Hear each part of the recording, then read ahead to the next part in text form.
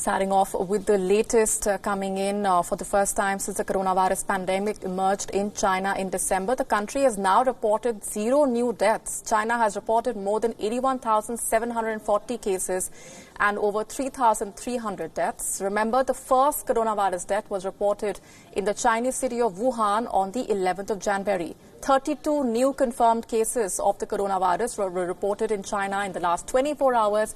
All of the 32 cases involved travelers arriving from abroad, which means all the cases were imported. With mainland China well past the peak of infections, authorities have now turned their attention to imported cases and asymptomatic patients.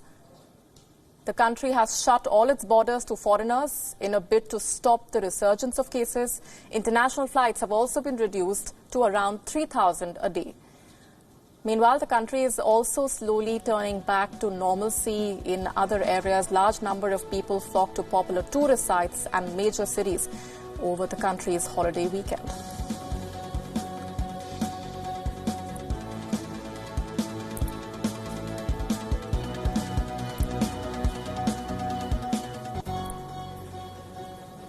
Even in the capital, Beijing, locals were seen flocking to the city's parks and open spaces. This comes despite warnings from the health authorities that the risk posed by the coronavirus pandemic remains far from over. And our correspondent Patrick Falk sent us this report from Beijing.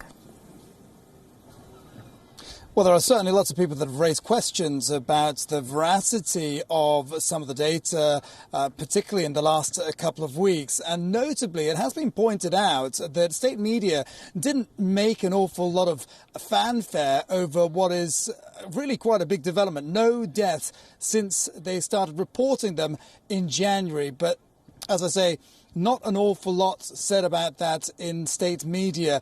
So that seems to suggest that there is an acknowledgement that there is perhaps a bit of a flaw in the way that the data is being calculated and the methodologies that have been used. I mean, for one, you noted just a moment ago about those 32 new imported cases. What you didn't include is the 30 asymptomatic cases. Those aren't being included in the overall count of infections. That's being kept as a separate tally.